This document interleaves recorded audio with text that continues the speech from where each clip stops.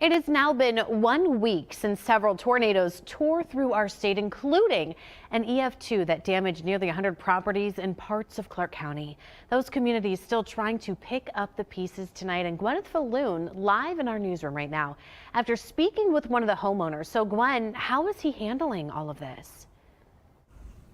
Elise, the last 7 days have been overwhelming. I spoke with John Bowman this afternoon as he was repairing his roof, which was damaged in that tornado. Fortunately, he and his family are all right tonight, but he says he never imagined he would ever be in this situation. 3 grandchildren here, my dog, my youngest daughter, and my wife and me. John Bowman thankful his family is okay after last week's tornado blew through parts of Clark County. Took that tree, a big tree hit it. It's all the way down to that window is a hole. About 8-10 foot into the roof is a hole. This whole yard was full. All the yard was full everywhere. I mean, the total property was full of debris and brush and trees and other people's stuff. And he spent the last 7 days cleaning up and repairing his home, something that doesn't come cheap. I was just laid off like 4 weeks prior to this. Everything is so expensive to buy. But there's now help available. The Long-Term Recovery Committee is formed. It's something that EMA recommends forming in committees where there's a disaster like this. What are the needs that people have, and where will these funds be most effective in the community going forward? Natalie Driscoll with the local United Way, working to help set up the Disaster Relief Fund and identify the unmet needs in the community, all while assisting with the county's Long-Term Recovery Committee. It's a big focus really on the fact that they're focusing on figuring out exactly what people's needs are and really trying to meet those one-on-one with people. And while Bowman says this is a great opportunity for some, he and his family have been relying solely on the kindness of others. People will come by with trailers and tractors and ask, and they say that they don't want money, they just want to help. I didn't think we lived in that world anymore, but there's still nice people out there though. This has proved it to me. Now there is an easy way to help if you'd like. This QR code right here behind you will take you to the United Way of Clark, Champaign, and Madison counties to donate. They say all of the money raised through this fund will go back to those impacted by these tornadoes. Now we have also included a link to that in our web version of this story at Dayton247now.com. Back to you. All right, Gwen, thank you. Darke County Sheriff's Office taking to social media. They need your help finding this teen runaway. They say 17-year-old Robert Frazier ran away from the Greenville area on Friday, March 1st. Now, Robert is 5'8", 140 pounds, red hair, green eyes. He was last seen wearing a black hoodie, black sweatpants. You got any information on where he might be tonight? Please contact the Darke County Sheriff's Office. The number is on your screen. We now know the man police arrested for an assault at a local UDF has now been released without charges. David Simmons was arrested in Lima Friday afternoon. That assault was caught on surveillance video, Dayton police describing it as very graphic. It happened last Monday night here in Dayton at the UDF on the corner of North Dixie and Siebenthaler. We reached out to the prosecutor's office to see why Simmons was released. Now we're told both the reviewing assistant prosecuting attorney and the detective agree there needs to be further investigation into the incident. They say that case is still pending. Well, this Huber Heights man will spend nearly 2 decades behind bars for a deadly stabbing involving a coworker. 38-year-old Linus Jordan III stabbed 42-year-old Sean Monroe of Dayton to death in the restroom at his workplace. Happened back in March of 2023. The investigation found Jordan got into an argument with Monroe earlier. Surveillance video then showed the two going into the restroom together. Only Jordan came out. Now, Jordan was found guilty on all counts of involuntary manslaughter and tampering with evidence back in February. He was sentenced to a total of 14 to 19 and a half years in prison. All lanes on I-75 South back open tonight after a semi carrying diesel fuel crashed into a sound barrier wall. The crash happened this morning near Wise and Benchwood Roads in Harrison Township. The Montgomery County Sheriff's Office says diesel fuel spilled and a hazmat crew was on scene. Thankfully, though, no one was hurt. Well, there have been several police chases here in the Miami Valley within the last few months that have resulted in serious injuries or even death. And that is why House Bill 56 was created, which will provide harsher repercussions for those leading officers on these chases. Now, Lydia Bice spoke to both representatives who created the bill as well as local law enforcement agencies who will benefit from it. Now, the purpose of this bill is to keep roads like I-75 here behind me and the drivers on them safe. Yesterday, in a press conference, prosecutor Matt Heck Jr. mentioned 5 different instances across the Miami Valley where someone has either been critically injured or even killed as just an innocent bystander in a dangerous police chase. Now, that's why our representatives in Columbus are taking action. We're having an increase in people getting hurt, even killed, and it's dangerous for the people just driving, the people that are actually chasing in the police pursuit. If you run from the police, you put the citizens' lives at risk, you're going to prison. We have to stop this. Now, when I spoke to Lieutenant Colonel Eric Henderson with the Dayton Police Department today, he says that this proposed legislation would help his department keep all of us out on the roads safe. He also told me that they've had anywhere from 35 to 58 police chases per year in the last several years. Now, this bill has already been passed in the state house and is now being looked over by the state Senate. Representative Palmer said that it should make it to Governor DeWine's desk at some point this year in 2024. Now, as soon as that happens, we'll be sure to update you both here on air and online at Dayton247now.com. Back to you. Moving on to weather here in the Miami Valley. A little chilly outside right now, actually. Yeah, a little chilly, still cloudy out there, which is no fun. But we do have some sunshine eventually in the forecast. It's going to take a while, but we will eventually get that sun to return. For right now, we're hanging out in the 40s, 44 in Dayton, 42 Troy, 43 up in Wapakoneta right now. So feeling pretty chilly. But we are colder compared to this time yesterday. 12 degrees colder in Dayton, 11 degrees colder in Greenville. Thankfully, that rain is off to our east. We got cloud cover overnight. Could see some patchy fog developing, but as far as what we're expecting next several days, more rain on the way for both our Friday and our Saturday time frame. So plan on things to become a little bit soggy out there heading into that day on Friday. And again, that will linger into Saturday. Temperature-wise, not too bad, but I do have a brief cool down followed by another warm up. That roller coaster ride continues on, so I'll have more coming up in a bit. Just into our newsroom, a New Mexico jury found film armorer Hannah Gutierrez-Reed guilty of involuntary manslaughter. That's for the shooting that left cinematographer Helena Hutchins dead on the set of the movie Rust back in 2021. Actor Alec Baldwin was holding the gun and Gutierrez-Reed was responsible for the safety on set. It was not supposed to be loaded with a live ammunition. Now she could get sentenced up to 18 months in prison for the conviction. Prosecutors also charged her with tampering with evidence for transferring a bag of cocaine to someone else after police interviewed her. The jury found her not guilty, though, of that crime. Opioid settlement funds are now starting to be distributed on state, regional, and local levels. Montgomery County getting $10 million, but is expecting more to come its way. Jenna Borick live outside from the Montgomery County Jail tonight. Can you break down how that money is going to be spent?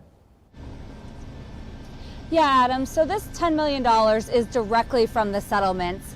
$6 million is going to go toward renovating the jail, adding beds for medical treatment, including addiction and mental health treatment. $2 million will go toward a portal that will give law enforcement and the justice system inmate medical information, and the other $2 million will go toward local nonprofits that work in addiction prevention and treatment. Commissioner Deborah Lieberman, explains why the majority of the money is going toward the jail. The reason we're putting it into the jail is because we've seen for years that it depends, but the sheriff has said up to 50% of the men and women that are in our jail, first of all, they have mental health or addiction issues.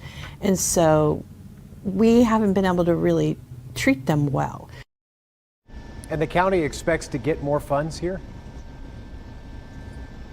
Yeah, Commissioner Lieberman says that they expect to get more money from the state because the full settlement amount is around $800 million, and the state is getting 15% of that.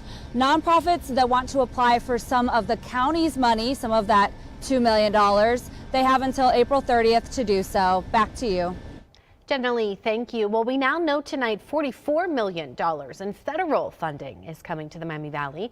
Congressman Mike Turner secured those funds. Now that money will be going towards several different community projects across the Miami Valley. So Here's just a few. $18 million will be going to Wright-Patt Air Force Base to begin a new phase of construction. $4 million will be heading on over to the city of Dayton to help restore the Wright brothers airplane factory that was damaged in a fire last year. Another $4 million will go to the city of Dayton's water department to expand the water quality lab there, specifically for PFAS. Now, $3.5 million will go towards the renovation of electrical, plumbing, mechanical, lighting systems, and more for 5 Rivers Metro Parks. The East Palestine-controlled burn did not have to happen. That was the statement made by the head of the NTSB during a Senate hearing at the nation's capital today. But that information was never fully relayed to the command center, who made the ultimate call to do the burn. Just over a year ago, a train carrying hazardous chemicals derailed just seconds after traveling through East Palestine. 2 days later, those same cars were set on fire, releasing a cloud of toxic chemicals that contaminated the environment. Now, Ohio U.S. Senator J.D. Vance questioned NTSB's chair, Jennifer Homendy, about the burn today, when she said it wasn't necessary and that advice from chemical experts were ignored. The NTSB's final report on East Palestine will be released in June. Now, the U.S. Senator Sherrod Brown released this statement following the NTSB's chair's testimony, calling it, quote, outrageous. He then goes on to say that the people of East Palestine are still living with the consequences of this toxic burn and that this is more proof that Norfolk Southern put profits over safety and cannot be trusted. And today we sat down with Congressman Mike Turner about what he hopes President Biden will address in his State of the Union speech tomorrow. His big hope is that national security threats will be addressed. Turner, of course, is the chairman of the House Intelligence Committee and says the U.S. needs to support Ukraine as Russia continues to devastate Ukraine and threaten Europe's security. Our national security threats are a significant issue as we look to both what Russia is doing with Ukraine, the emergence of the way China is threatening both our nation, even our data. These are areas where the president, I think, it needs to clearly articulate what are the policies of this administration. Now, Congressman Turner adds that he hopes Biden speaks on how he plans on stopping the illegal crossings at the border. He says immigration is on the top of everyone's mind ahead of tomorrow. Well, Nikki Haley dropping out of the presidential race. What's next for her and the GOP primary? A local eatery donating to nonprofits in the area. Why the general manager says giving back to the community is important. And a cloudy one for tomorrow before another round of rain makes its way in. I'll time it all out for you coming up. Here's a live look from our Eco Plumber Skycam. You're watching Dayton 24/7 now.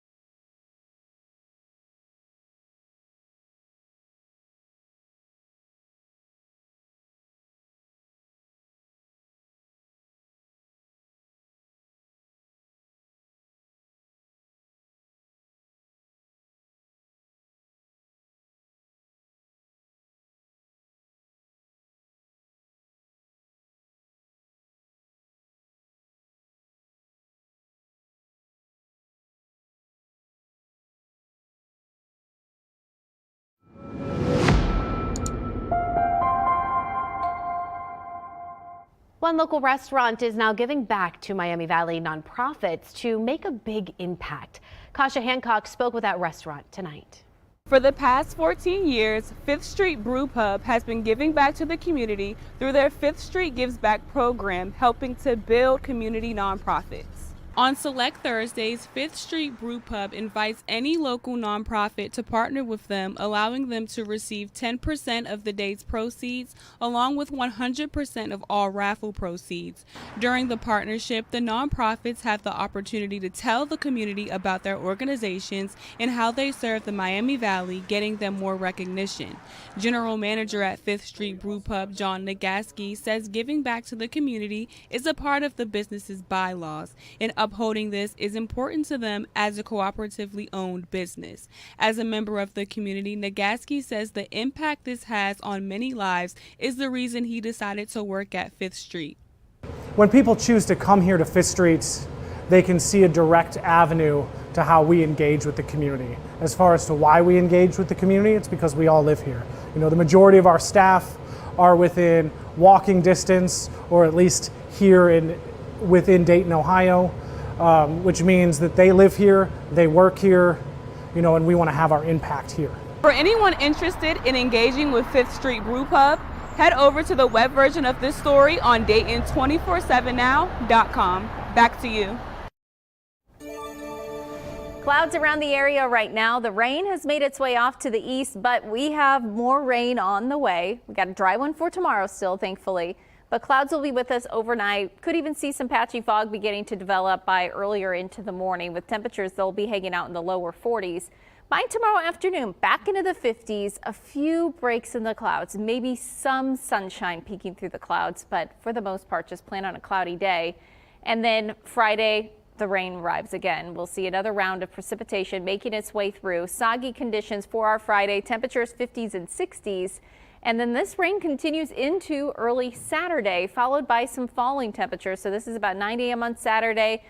Could see this make its way out by around lunchtime before that colder air slides its way in, with temperatures falling in the 30s. Even a couple of snowflakes will be possible by later into the day on Saturday. So as far as precipitation totals, it does look like at least an inch on top of what we've already seen expected across the Miami Valley.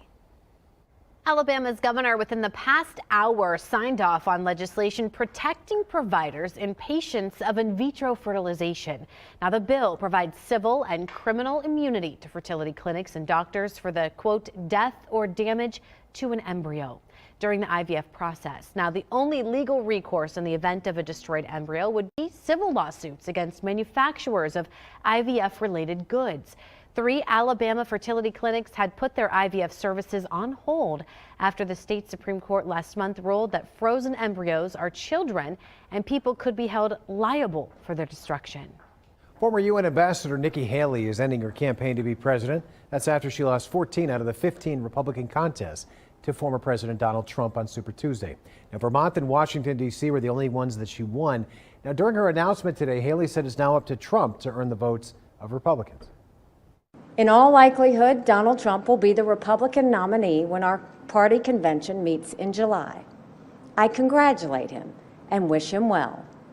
I wish anyone well who would be America's president. Our country is too precious to let our differences divide us. Now, Haley had previously said she would remain in the race, at least through Super Tuesday, but some Republicans say her withdrawal should have come sooner. It was clear that there was no path for her. Look, I've met her, she's a nice lady, but Trump is going to be the nominee, and this is, going back in time, and she should have really, there was an opportunity before South Carolina that Friday for her to drop out, endorse the president, and really save her brand and perhaps a place in the administration. But as we go forward, I don't see a path for her. Now, Haley mentioned during her announcement that she has no regrets, and she says politics should be about, quote, bringing people into your cause, not turning them away. Speaking of a shutdown, the Republican-controlled House passed its spending bill tonight, an important step toward preventing a government shutdown this weekend. The $459 billion bill passed 339 to 85, and then now heads to the Senate, which must pass it, before Saturday to keep funding flowing through several federal agencies. Now, before the vote, Republicans and Democrats weighed in on the standoff. It's not a good way to run government when you just kick the can down the road a week or 2 months or till the next session begins. This just isn't the way you develop a budget, and it does demand executive leadership. There's little question the president has to lean in more. Even if that bill goes through, we might not be out of the woods just yet. Another shutdown deadline is March 22nd. The Senate hopes to pass this package tomorrow or Friday. All right, let's give you a live look from our Eco-Plumber Skycam. You can see plenty of clouds out there tonight. Let's check in with Natalie on the Watson's Weather Patio.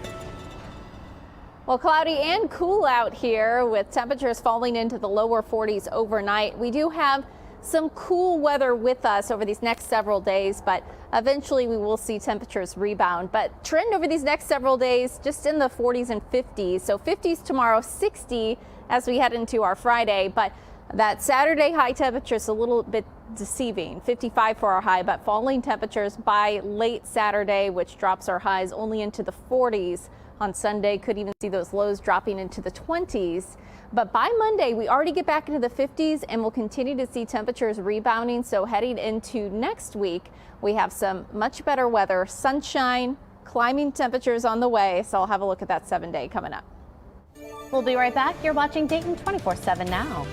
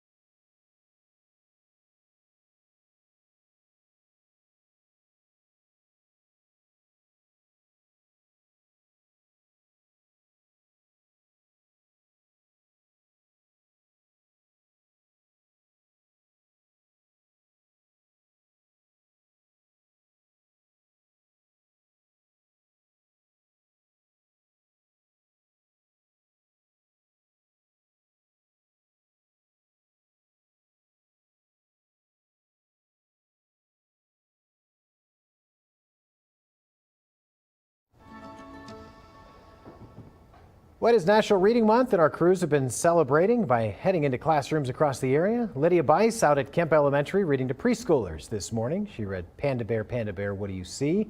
She had a blast, and each student received a copy of Caillou Dress Up with Daddy to take home. And my head is made of blueberry pizza. Always a crowd favorite, meteorologist Nick Maruzak read to students at Bishop Leibold School. He read the book with no picture.